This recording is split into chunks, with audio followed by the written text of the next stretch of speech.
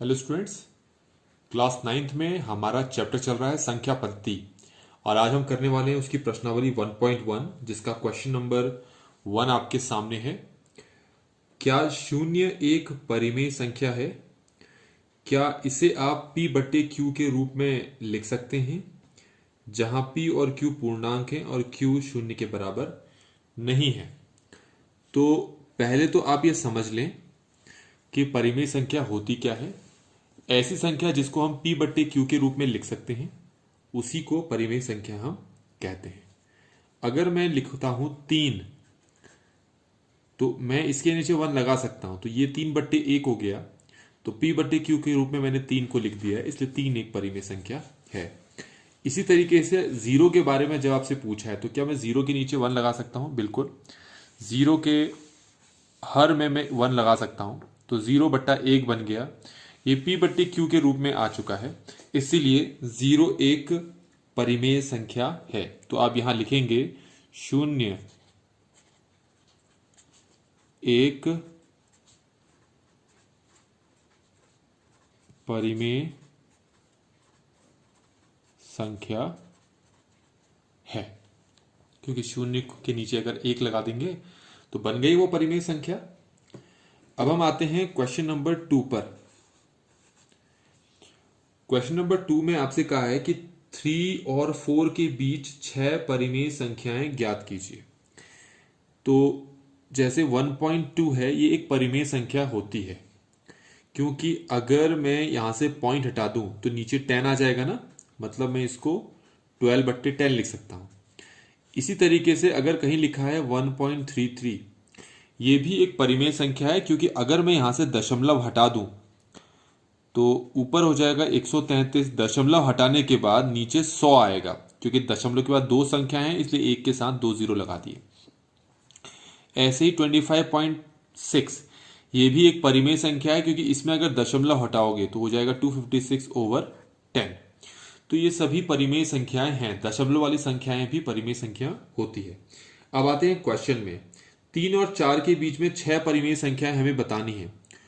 तो आपको पता है कि 3 के बाद जो अगली संख्या अगर दशमलव में देखूं तो 3.1 आपने पढ़ रखा है, 3.2 भी पढ़ रखा है आपने, 3.3 भी पढ़ रखा है, 3.4, 3.5, 3.6, 3.7, 3.8, 3.9 और लास्ट में पास 4 आ गया।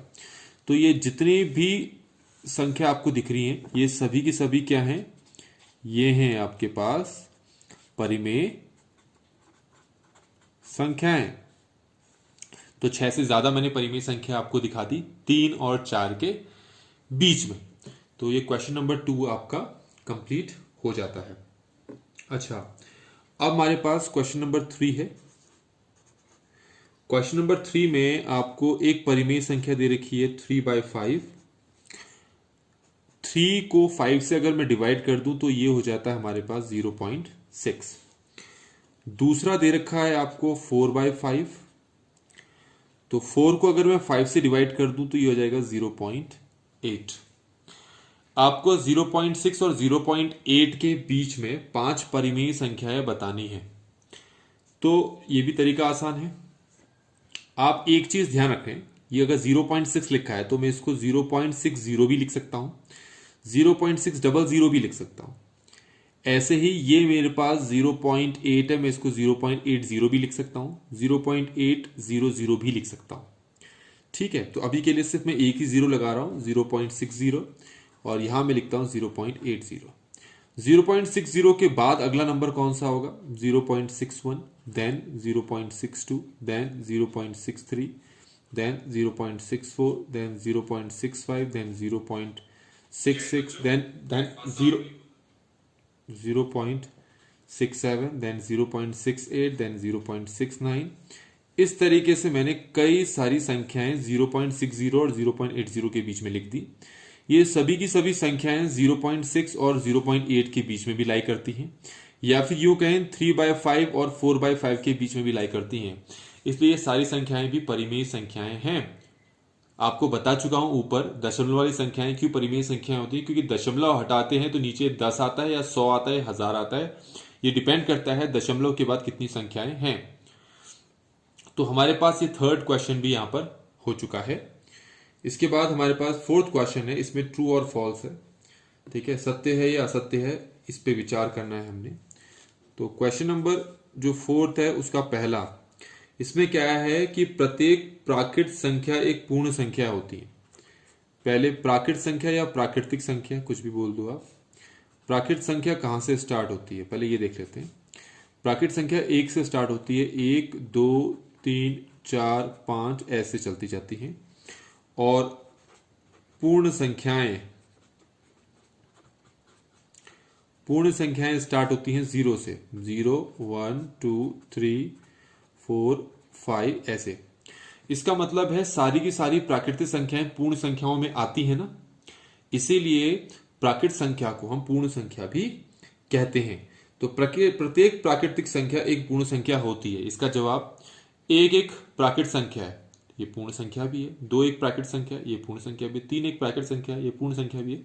इसका मतलब सभी प्राकृत संख्या पूर्ण संख्या होती है। तो पहला वाला आपका सत्य हो गया।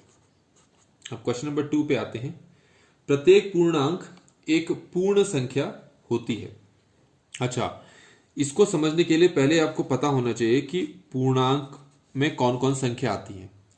पूर्णांक में 0 आता है, -1 आता है, -2, 1 आता है, 2।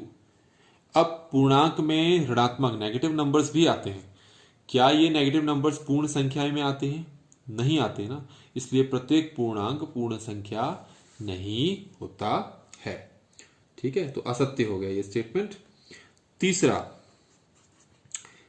प्रत्येक परिमेय संख्या एक पूर्ण संख्या होती है। आप परिमेय संख्या पहले देख लेते हैं क्या क्या होती है। परिमेय संख्या ऐसी संख्या जिसको p/q के रूप में हम लिख सकते हैं। 0 एक परिमेय संख्या है क्योंकि इसके नीचे 1 लगा सकते हैं। 1 भी एक परिमेय संख्या है, 2 भी एक परिमेय संख्या है, 5/6 भी एक परिमेय संख्या है। पर क्या ये परिमेय संख्या पूर्ण संख्याओं में आ रहा है? नहीं आ रहा है ना, तो इसलिए प्रत्येक परिमेय संख्या एक पूर्ण संख्या नहीं होती है। तो ये वाली स्टेटमेंट भी क्या है, असत्य हो जाती है।